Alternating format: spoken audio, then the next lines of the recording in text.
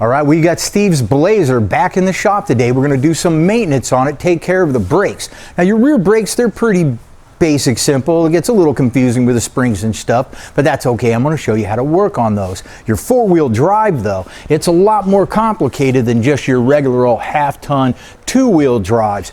You got to take off this whole hub assembly here, and it gets on about it. So you got to stay tuned and see how to do these, whether you got a four-wheel drive or not.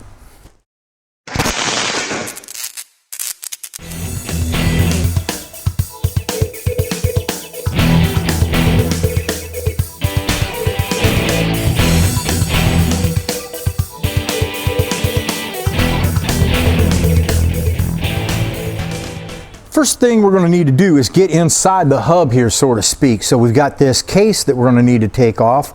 It's just held on with some Allen wrenches. So you'll loosen all those guys up. You'll get a rubber mallet, and you'll gently take this off. Okay, and we're going to set that aside. And here you can see the components on the inside right here. Now this piece with the prongs on either side and the holes, that is held in with a clip down here. And what you'll generally do is just get a screwdriver and just get one side of it out, and then you can go ahead and kind of walk it around the edge and get it out the rest of the way. You definitely want to be careful with this. You're not going to go pick this thing up at the local parts store more than likely, so you really got to make sure you got your hands on that and it doesn't go anywhere. Once that's off, then this piece here will come off. You got to be gentle with it, just like you do everything else. Just pry one side a little bit, pry the other side. A lot of times this will have rust in it, or there'll just be so much grease and dirt and junk up in there. These things will be almost frozen in there sometimes. So just go ahead and expect that when you get into it. The section right here, it is also held in by a clip that's going around this shaft right here that you see the splines on. Now you can just get a clip pliers and put it on there and take it off. You can also just take a screwdriver like this, and you're kind of just doing it like you did the other one. You just start at one edge and you pry it off, and then you work your way around. Now, yes, you should have the right proper tools and things like that, but I know a lot of times you guys at home may not have the proper tools. So I like to show you how I do things without the proper tools so you can get it done at home too. And you can see that just slid right on off of there. And this piece here goes in there.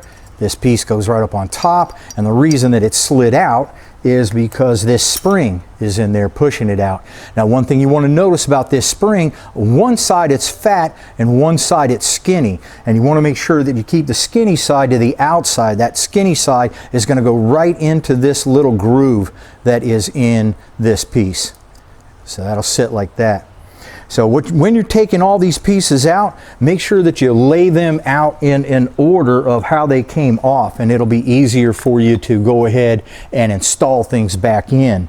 Now what you're going to need to do is take off this nut that's on the inside. In order to take that off, you're going to need this special guy right here with these 4 prongs on it. They're not too expensive, like 20 bucks or what have you. And this, you're pretty much not going to be able to get away from having this specialty tool here. You're going to need to get this one in order to be able to get these funny little nuts off of here that I'll show you in just a minute. And this is going to be on here pretty tight too, so just give me a few minutes to get this off and I'll be right back, okay?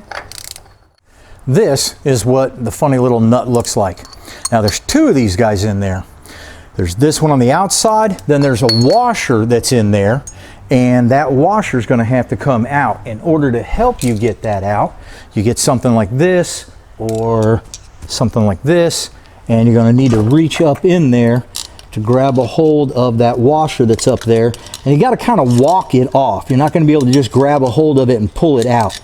You're going to need to work around the edge and just keep working around the edge until you get it off.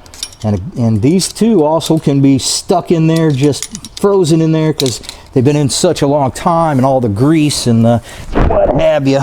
So on the other side, it took us quite a while to get this guy off. but this one's being a bit more cooperative.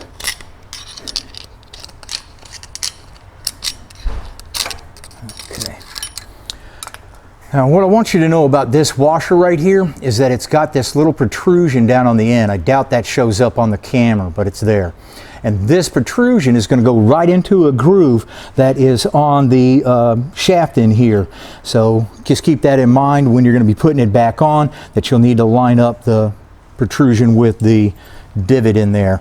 Now there's another one of these on, and so we'll simply take this and get that off of there.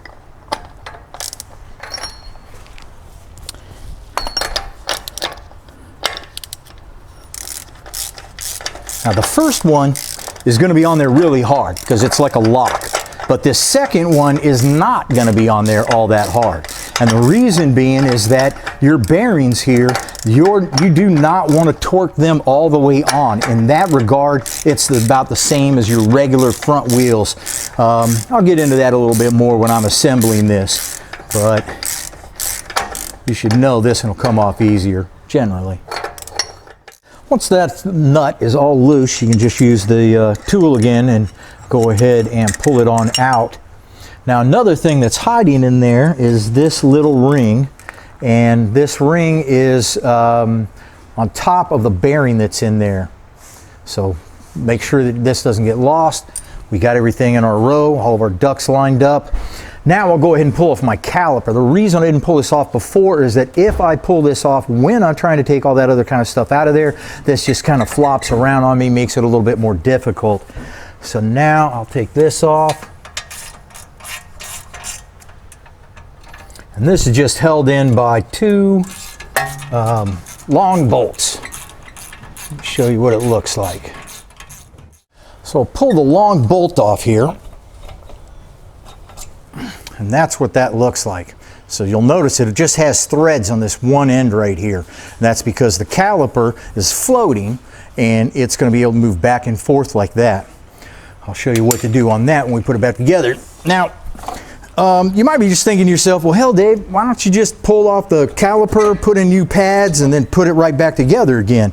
And I'm gonna lie, I do that occasionally if the rotors are looking really good. But there's a few different reasons you don't want to do that. So this will get a really glassy look to it, and it'll get all these different little grooves going in here. So it's going to go ahead and not give you a good contact surface, and you're not going to get the full braking effect on that. You really want a nice flat surface that has open pores, if you will, for your new brakes to be able to attach and give you really good stopping power. Like I said, I do it occasionally, but it really is best to turn the rotors and your drums for that matter. Also, you know, the most irritating thing with brakes is getting that squeak noise out of there. And what's happening, the reason it's making the squeak noise, it's just like your vocal cords. So if you get a vibration, it's going to give a noise. So what we want to do is we want to make sure that any vibrations and such are going to be as limited as possible. So turning our rotors will also help in that case. Now when we've got our caliper off right here, we'll just leave the back pad in there, and then we'll get one of these right here.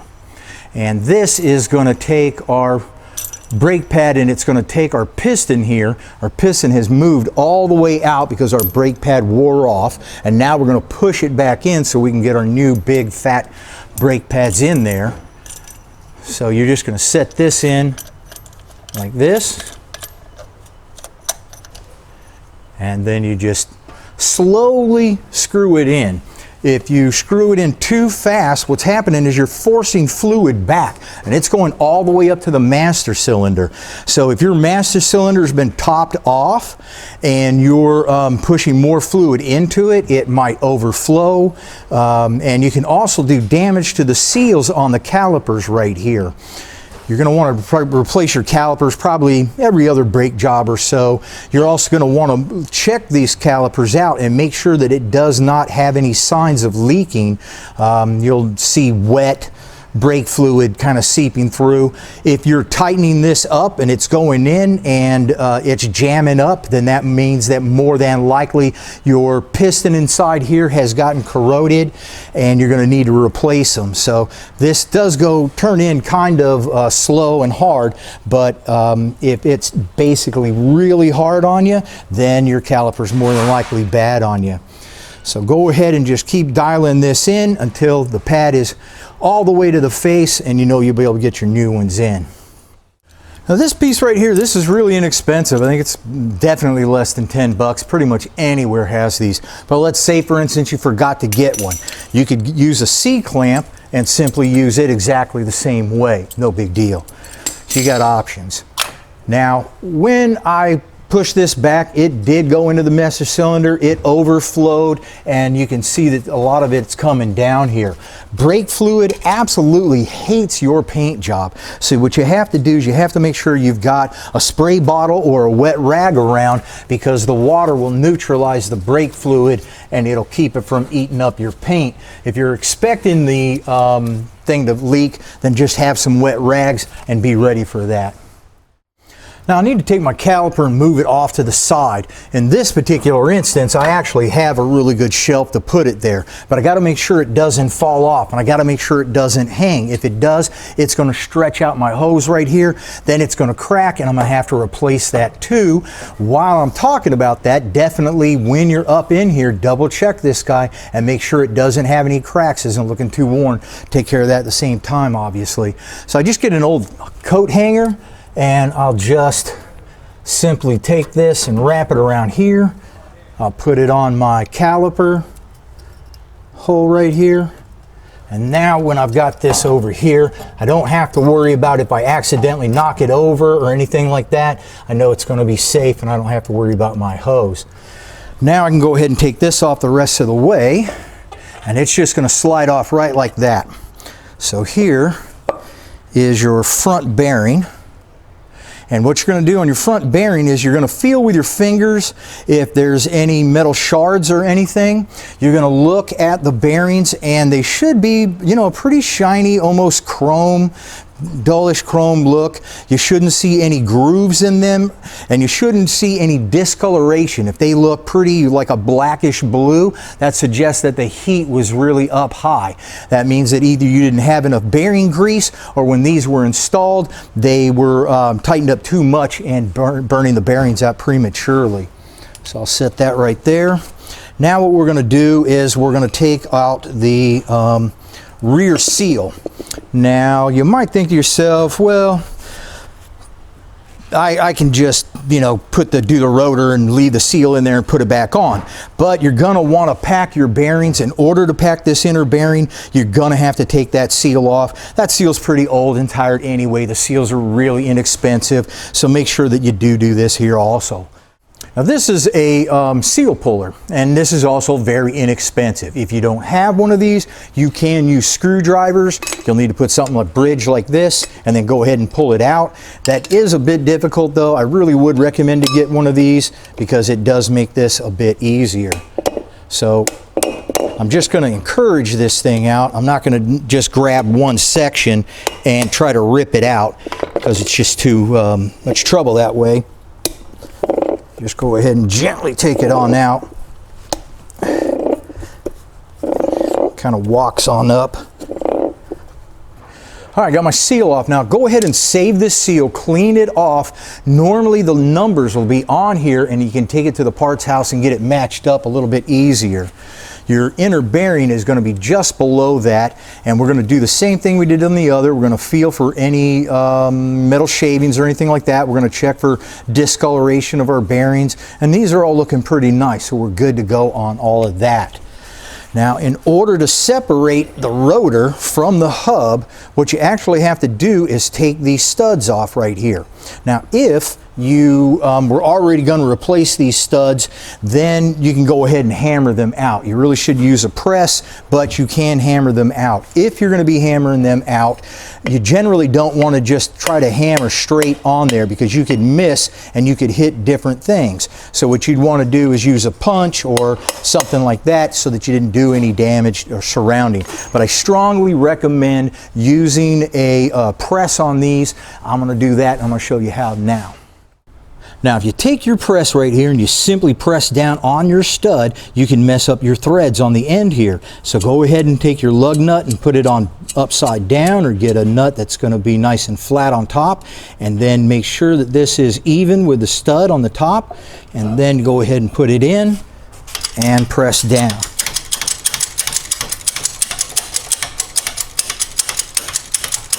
And you can see why the press is such a nice thing to have. Now, this should come apart nice and easy, but a lot of times they'll be rusted together and give you some troubles.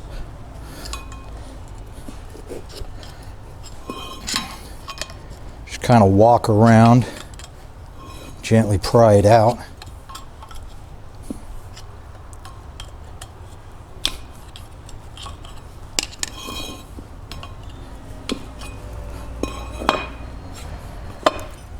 And just like that. So now, your rotors and your drums, you can only use them so much, and after a certain particular point in time, they're going to get thin. When they get thin, you don't have as much braking power, and you might also get a vibration in your brake pedal or your steering wheel. That's because when they get thinner, they'll tend to warp more, and you might be feeling that. If you do, you might want to consider replacing your rotors. Now, I want you to notice something on this stud right here. You'll notice that it has these serrations down about halfway. And what's happening on this is that there's no serrations on the section that is going to be going into the disc. This serration here is matching at the hub. So that's what's happening when you're pressing this back on. Just like we pressed it off, we'll press it back in, but I want you to notice that it is being pressed onto this hub and not the rotor. So when you're putting this back together, you can again hammer them in, but it's not as good. It's really better to press them in.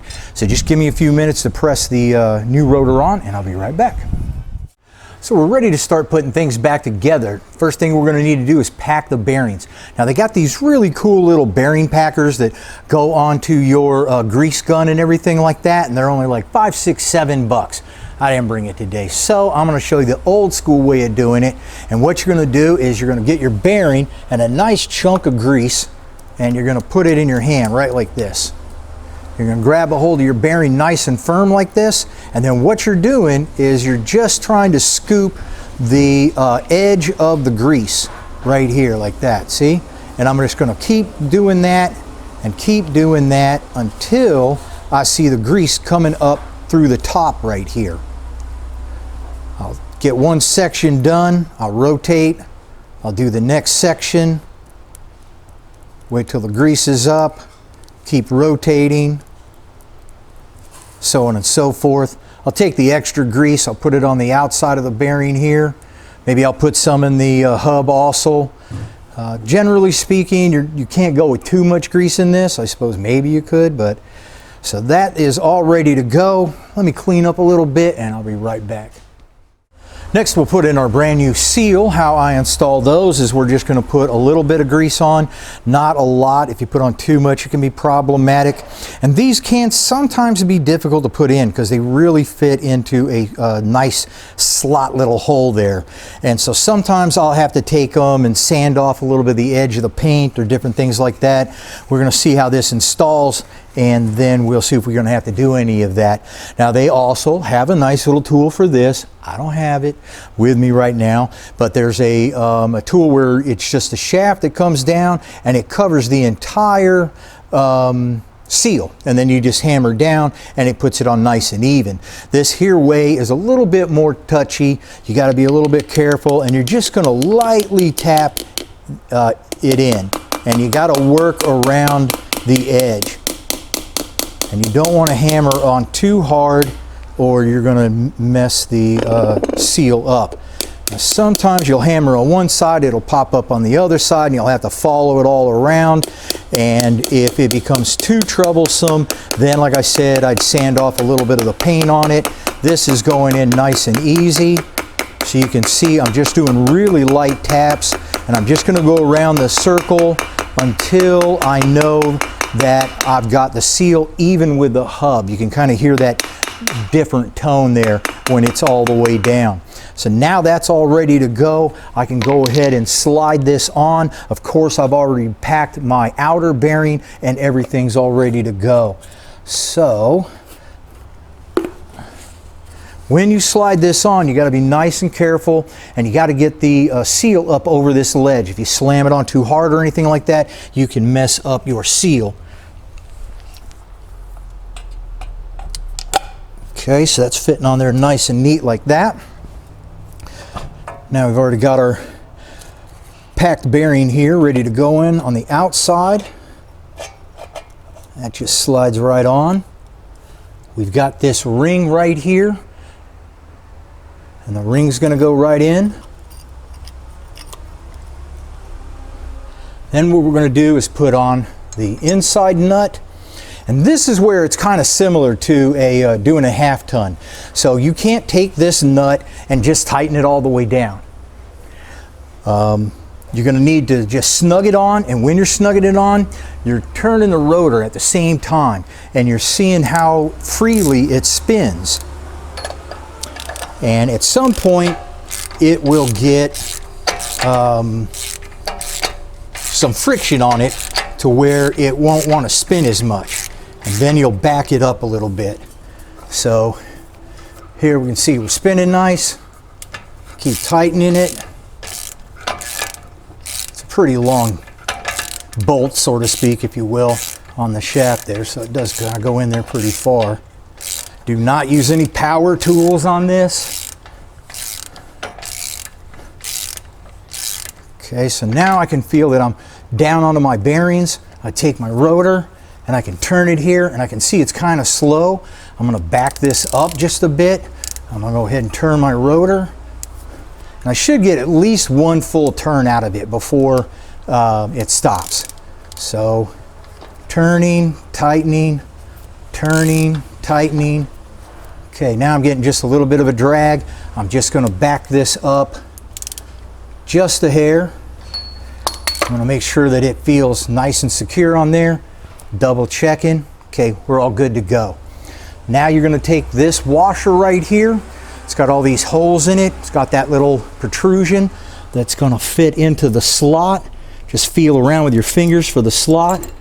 Get everything to line up, and then that'll go on. Now we'll put our outer nut on. And this nut here, we're going to tighten down. This is a lock nut, so this would be kind of like putting your cotter pin in your half-ton truck's regular disc brakes. So when this gets tightened down, it's going to get tightened down pretty tight. I forget what the specs are off the top of my head.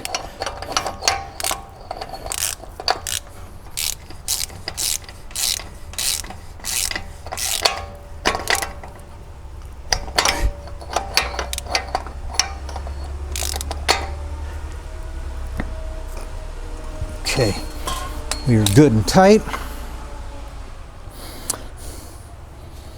All right, now we've got the spring. Again, one side's larger than the other side. If you forget what goes where, or if you can't quite tell who's bigger or smaller, just put the spring right on this piece. And if it does not fit into the groove right there, then you know you've got it in the wrong space. So we know this is correct now, and we can go ahead and install the spring. Now what we'll do is we'll take just this piece, and you've got two different pieces here, and we'll slide this in. Now you'll notice all these serrations here, the grooves, and they're going to line up with all the grooves in the hub. So it might take you a little bit to get them lined up and in there. Same thing with the outer one. Okay, good to go. Now we'll put this guy on. Sometimes it's a better idea to hold this piece in all the way back, and then it'll make this going on a little bit easier, hopefully. All right, so that's going in. So now I can go ahead and put my small clip on right here. Now the small clip, it's just a regular C-clip, and if I had some C-clip pliers, it'd make putting this in easier, but I don't have those, so I'm going to show you how to do it the hard way. And all you're going to do is you're just going to get one edge of it started, and you're just going to walk that edge down, so to speak, until it goes into the clip there. So usually you can just get a screwdriver and press it on. The clips are pretty, the correct tool for this is pretty inexpensive, so I would recommend to go get that too.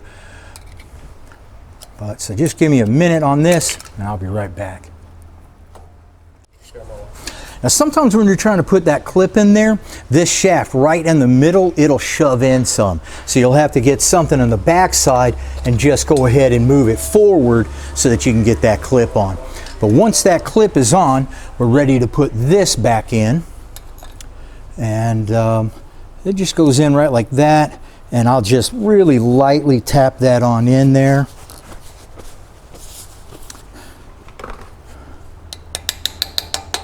Got to make sure we're not getting it in uneven. So this is kind of like installing the seal.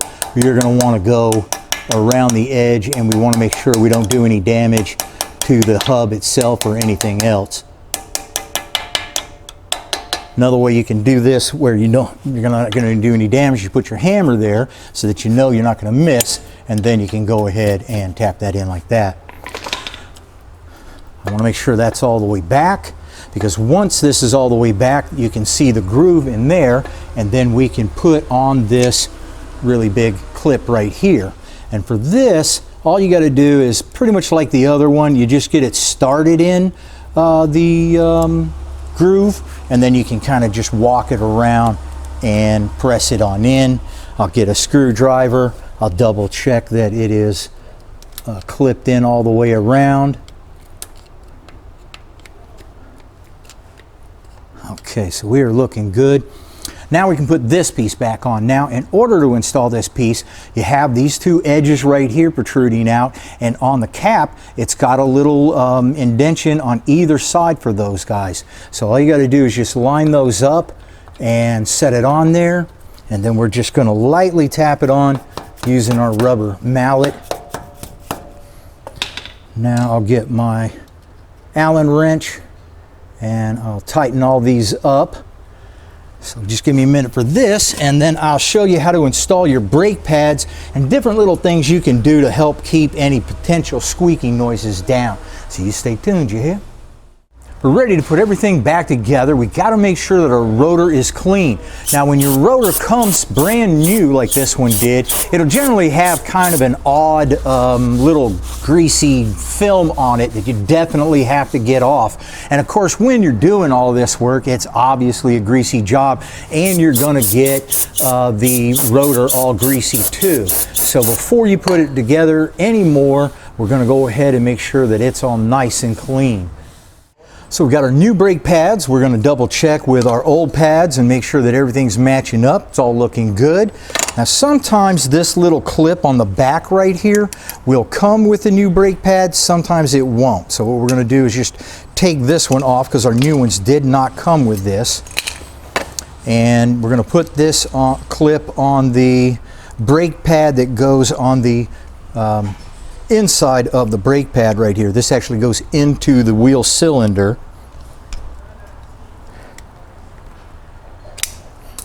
So that's going to go on like that. And then this here is the brake pad that goes on the outside. Now, in order to help keep noise down to a minimum, they sell this brake grease. It helps stop brake squeal. Now, I got to be honest, I don't actually really know if this stuff works or not. But I put it on there, and I do anything and everything I can think of in order to keep squeaking at bay.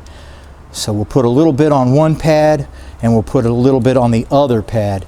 Now where the pads actually make contact with the caliper, the inside one here, you can see that it only makes contact where the piston is. So we're just going to put this in that area there. We don't have to put it anywhere else. The other one is going to make contact right here, pretty much in the center edges, and so that's where we'll spread this there too. Now we'll also want to get a little bit of grease, and we're going to put it on a few contact points. We're going to be very sparing with it though. We're just going to get a little bit on our fingers and kind of just paint it on any of the contact areas that our caliper is sliding in and out of right here. So I'll normally put the inside one in first, because with that clip on there, it holds onto the pad a little bit better. When you're installing these, make sure you don't get any grease on them. If you do, you just get your brake cleaner and clean it up. And we'll put our outside piece on, and that's just going to fit in there right like that. Okay, so now we're ready to install. And so I'll usually do something like this so that the pads don't fall out when I'm trying to install it. And if you're having trouble at this point right here getting them in, it's probably because your piston is not far enough into the caliper, and you're going to need to press it in a little bit more. Another thing I want you to notice, can the camera pick up this little piece on the end right here? So these right here, these also float, if you will, and these have to be pushed all the way to the inside, otherwise you can't get it on to the caliper bracket. Now when we install these bolts right here, we're also going to want to put just a little bit of grease on them. Nothing extravagant. We don't want any grease slipping down onto the brake shoes or anything. Matter of fact, that was just a hair too much there, really. So what we're going to do is install this here, and you can see right through here sometimes lining up the large bolt there. Sometimes if you have trouble getting the top one started, just go ahead and try to start the bottom one, vice versa. So these bolts, they go on relatively snug. You're not going to torque them up heavy. I think off the top of my head, I remember about 35 pounds is what it takes. So there, that's all set, and we're all ready to go. I'm going to just clean up a little bit of grease right there. And ain't that looking pretty? So I'm going to just clean up my area here, get set up a little bit, and then we'll show you how to do your rear brakes. Okay, let's check out these rear brakes.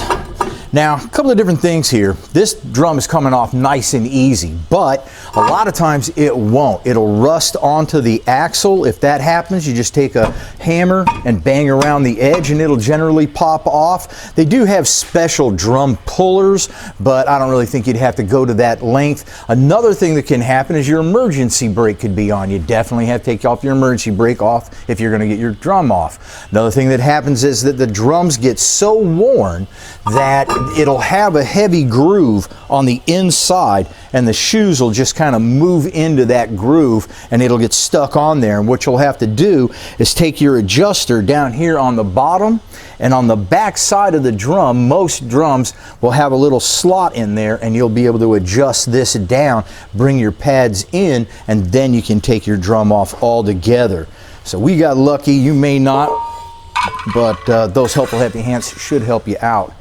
Now when we're looking at this right here, you got your springs going all kinds of different ways, and this is 72, but your Chevy, one of the things I love about Chevy is that they just get a good idea and they just ride it out forever. So your rear brake drums are going to look about the same almost any year Chevy that you're working on, maybe a few springs here or there more or less, but you're basically going to be the same. So if you don't have a 72, keep watching anyway, because you're going to learn something. Now, first thing I'm going to do is, I'm a little dyslexic, and if you disassemble both sides at the same time and then you try to remember how it went back together, it's a little bit of a thing. So what you do is only one side at a time, so you can go to the other side and look at it for reference. Another thing you're going to want to do is get your camera out and take a few shots and see where what And because you'll think to yourself, well, this isn't that much and I'll remember exactly where it goes, but the springs are a little bit different, and there are some nuances that you might forget when you take it all apart. So a couple of different things. When we take it apart, we'll lay the parts down and we'll put them down exactly like we took them out. That'll help us keep in mind too. And I'm going to show you how to use some of these brake tools that are specific just for doing rear drum brakes, and I'm going to show you how to just use regular old tools too, so in case you don't have these, because what happens to these a lot of times is you don't do brakes that often. So you did your brakes, you put all these things away, a year later you got to go looking for them again, you get tired of looking for them, and you just use your screwdrivers and your pliers. So the first thing we're going to do after we get our picture and everything like that is we're going to take these springs off right here. Now if we're using our fancy tool, you can see that it's got this odd little end on it right here. And what you do is you just simply install this like this, and then you go ahead and spin it around until the spring pops off. If you're going to be doing something different, you just get a regular old screwdriver and you just get it right up in here and you wedge it up on in, and then you can just pull it off like that. So we'll take this spring and we will lay it down right here. Now the second spring right here is going from the brake shoe to this adjuster mechanism, and we're going to take that off the same way.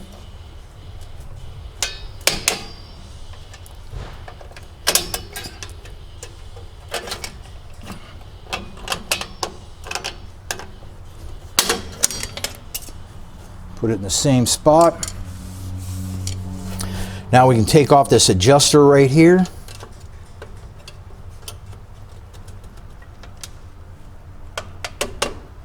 And you want to be gentle. You don't want to, make sure that you don't bend any of this stuff up.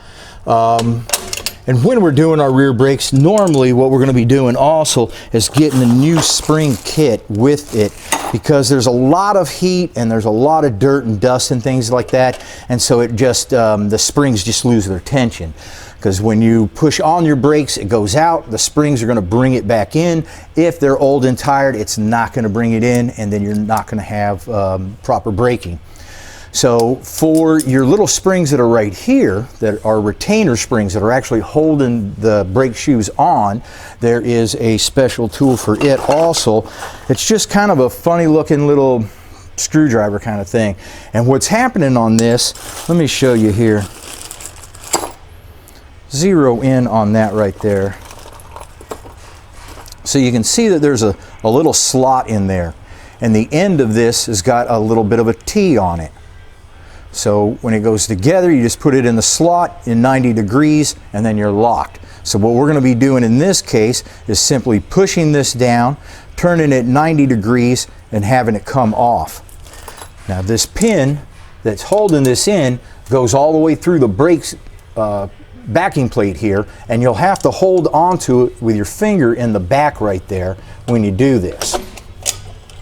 Otherwise it'll just kind of push in. So you can see that comes off pretty nice and easy with that tool, but if you don't have that, then you can just simply use some regular old pliers, nothing fancy. Comes off just like that. We'll lay these down where we got them off.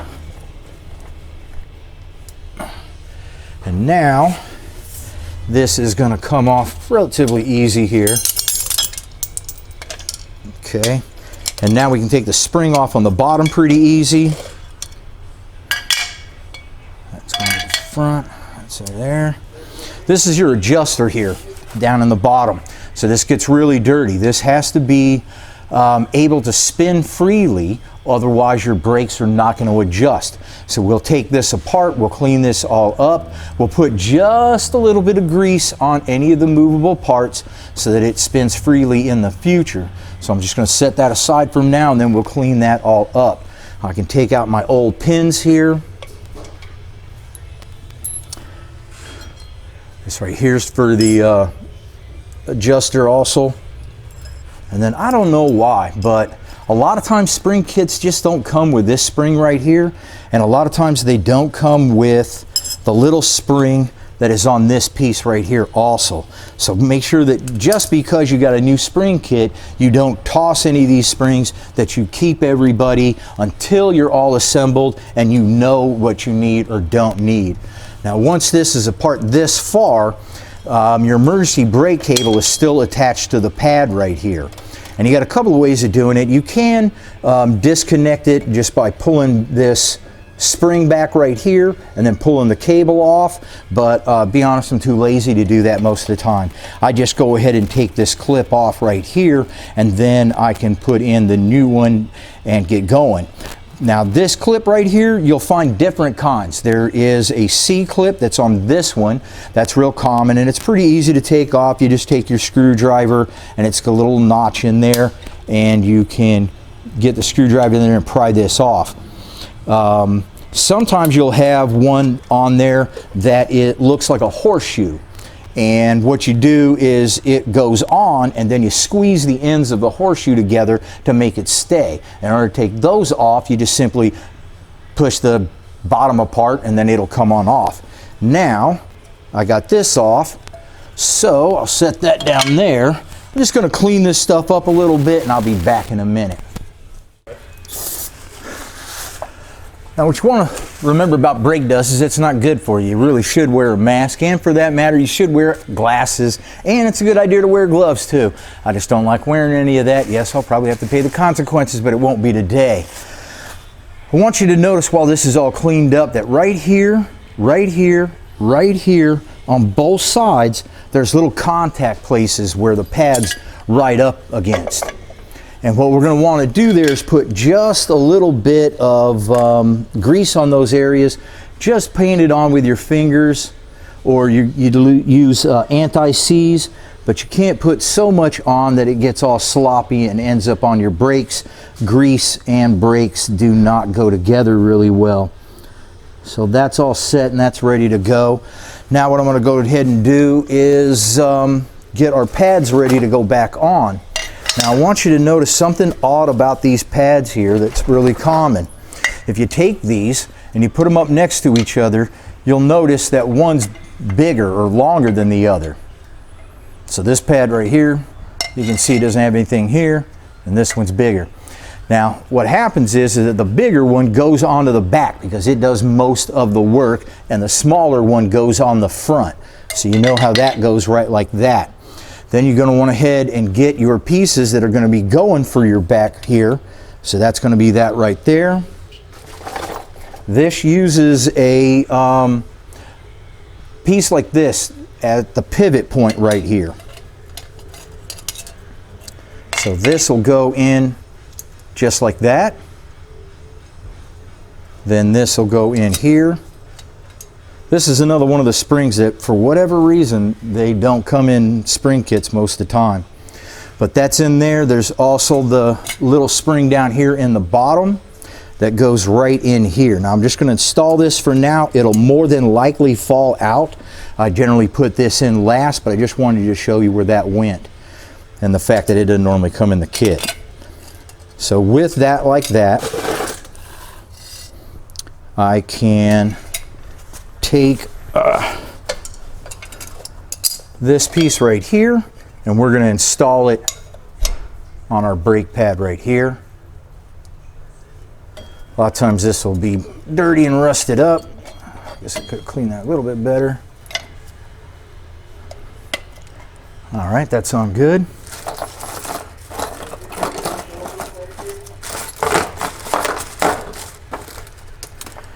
The spring kit does come with this clip. It comes with the C clip, just like we took off. And usually the easiest way to install this is you'll go ahead and slide it on here like this, and then you'll use a screwdriver to get it to go on top. So, right like that. So I'm using the back of the brake shoe here as a brace, and then I'm able to push that clip on there. So that's all good to go.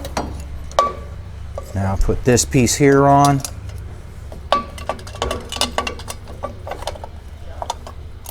That's going to go right there.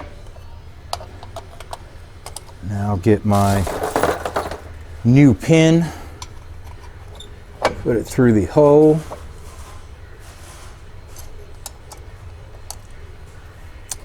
And right through that piece there.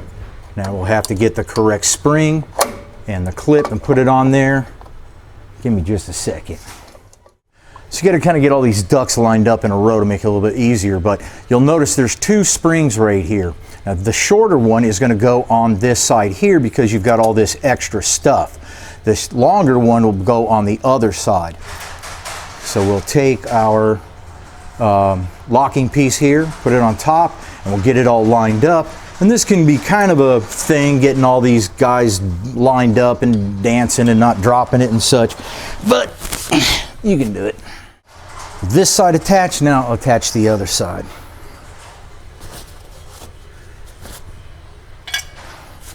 This one here doesn't have this one doesn't have any kind of assembly to it, so we're just going to put it right on. We've cleaned our push rods right here on both sides. There's no front or back or left or right.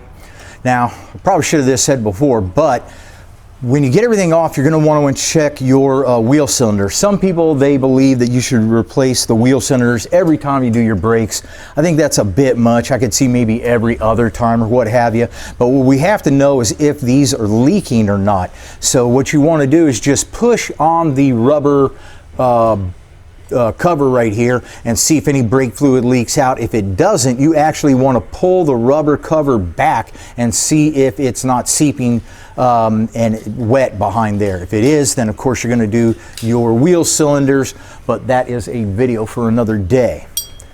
So these here are going to go in. You're just going to notice that there's a slot on the top and the bottom, and they are just going to line up right there on your brake shoes. So it's pretty simple to see where they're going to go.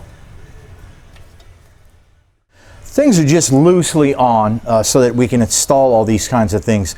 Now, when you took this out, you might forget which way it went, really common. The spring is obviously going to go on this side because it won't do anything on the other side. And what you're going to be doing is installing this in, and you're going to attach it to the slot here into the brake shoe right here. Now on the back side, this is going to go into your emergency brake lever that we attach to the back of the rear shoe.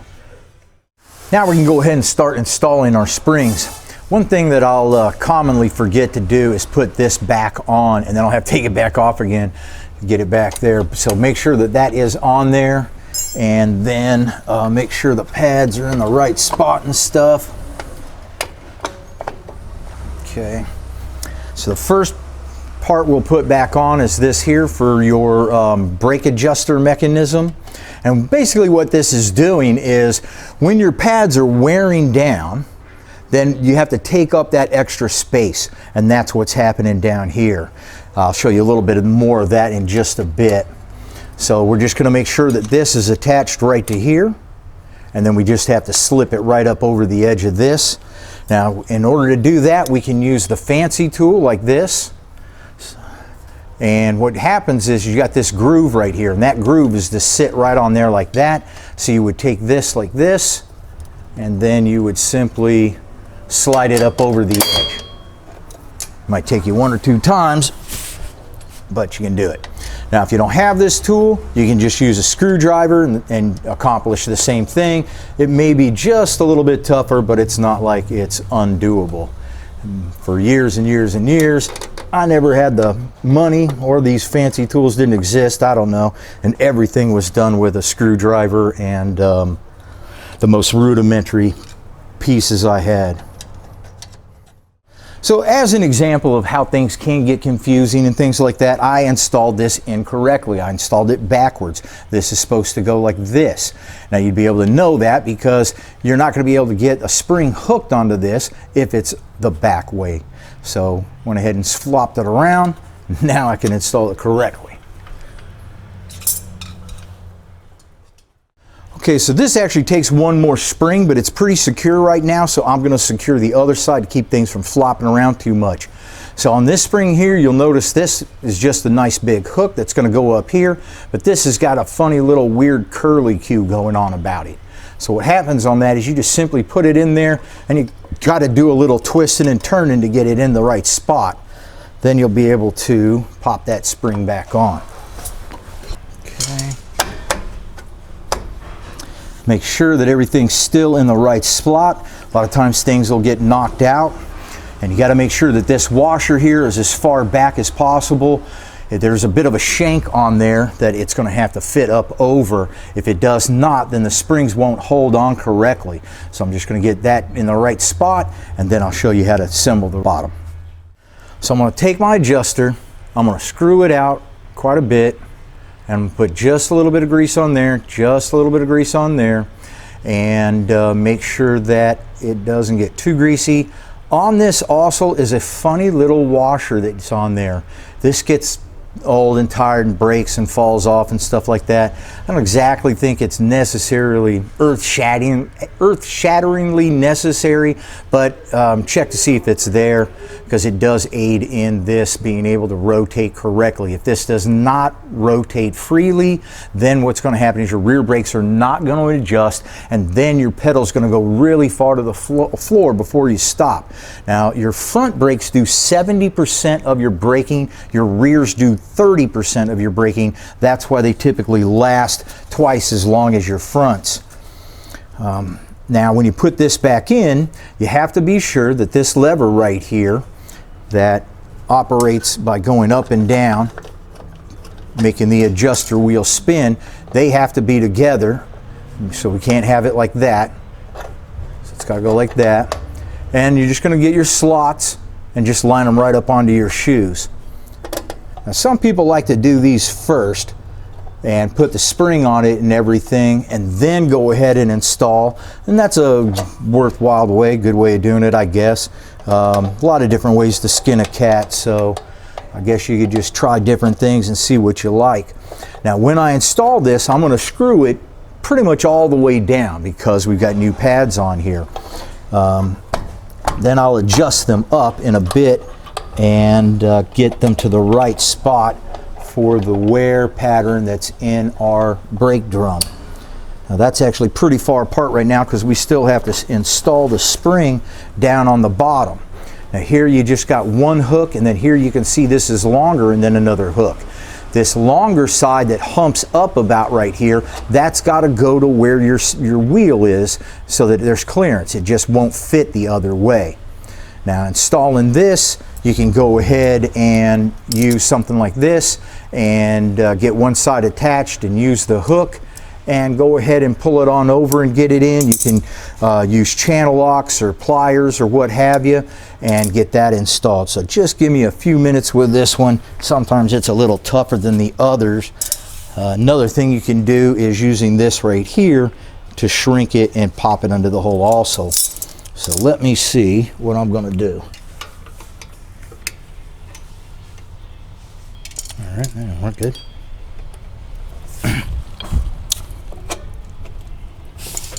All right.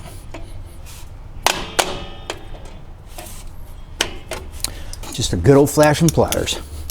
So now it looks like we're all good to go. I'm going to check my phone here and see. So, okay, we got one last spring that we did not put on yet, and that's this guy right here. It's kind of like this spring, funny curly cued in, and a normal regular looking in. This is going to go into this hole right here, a little twist, and it's going to hook right onto here. So you can use your screwdriver, pliers, your fancy tools, what have you. I'm having luck with my pliers today, so I'm just going to go with it. This is a pretty tough spring, so the pliers may not work for you.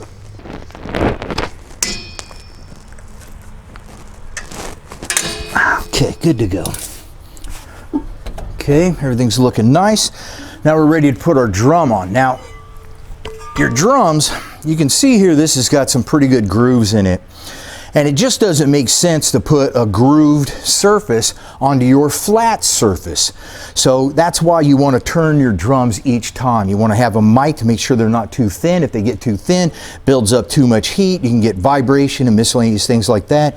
Just skip all that, get them turned, or like we did was we just got some new drums and we're going to go ahead and install that. Now when you get new drums, they generally have this kind of greasy, kind of weird film covering them to keep them from rusting.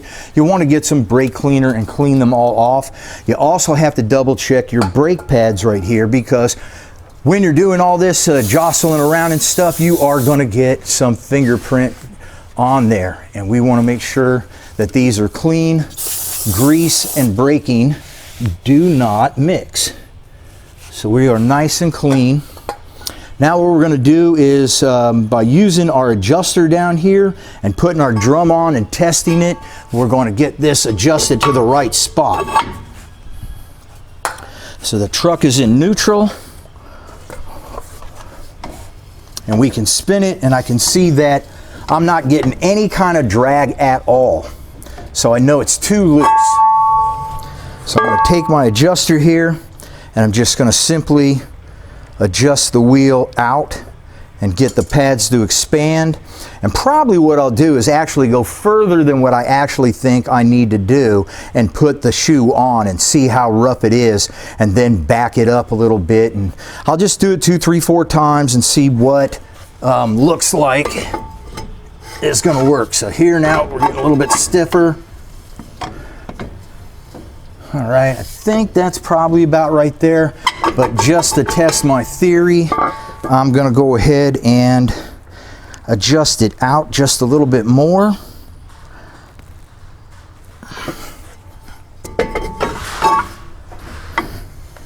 Okay, so now I got maybe just a little bit too much of a drag. So I'll back this up a little bit. Now in order to back it up, you normally have to take the adjuster lever here up and get it out of the way so that you can spin it backwards. Now a lot of drums, on the back side of the drum, there will be an opening, and you can use something like this to adjust the brakes. It'll just simply sit back there, get in the grooves right here, and you can adjust up or down. For whatever reason, this brake pad backing plate does not have that in there, so we're just going to have to do it like this. Okay, so looks like we're good. So just to recap on that, you get your drum on, expand the brake shoes until you know you're making contact here, and then bring them in just a hair. We don't want them dragging, but we don't want them really far away either. Otherwise, that brake pedal is going to go to the floor when we're trying to take up all that extra space. So now we're ready to go. We're going to go ahead and button this all back together. Now, just because you've got brand new brakes doesn't mean you're going to get in your car and just go slamming down the street and slamming on your brakes. You got to go ahead and kind of break them in, so to speak. So in your front, your wheel cylinders, they were smashed all the way in. So the first time you step on those brakes, they're going to come out some. And if you just back out of your driveway at 90 miles an hour and you step on that brake the first time, you're not going to stop. Go ahead and step on the brakes a few times, double check everything. After you get like, I don't know, 20, 30, 50, 100 miles or so, you might want to double check your adjustment in your rear brakes. So that's about it. I hope that I have covered everything that you're going to run into when you do your brakes. We here at Brothers Trucks are going to try to save as many of these old trucks as possible. And with my help and your help, we're going to succeed. My name is David Welch. I'm at Brothers Tech Center every single week, making sure your truck gets back on the road and looks good, and it's safe too. You make sure you subscribe, check us out on Facebook and Instagram, and make sure you subscribe, because next week I'm going to show you how to do something else, and you're going to want to know how to do that too. See you then, man.